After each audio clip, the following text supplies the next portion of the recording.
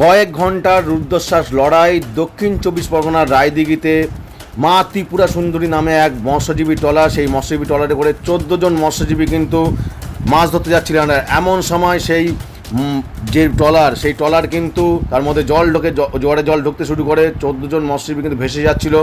আশপাশের স্থানীয় অন্য ট্রলারে মৎস্যজীবীরা তাদেরকে উদ্ধার করছে। সেই ছবিতে আপনারা এক্সক্লুসিভ দেখছেন স্টার বাংলা নিউজের পর্দায়। সূত্র মারফত জানা যাচ্ছে 14 জন এখন পুরোপুরি স্বাভাবিক অবস্থায় আছেন, সুস্থ আছেন, কোনো বড়সড় দুর্ঘটনা ঘটেনি। স্থানীয় মানুষের একটা প্রচেষ্টার বড়সড় ফল দেখা গেল।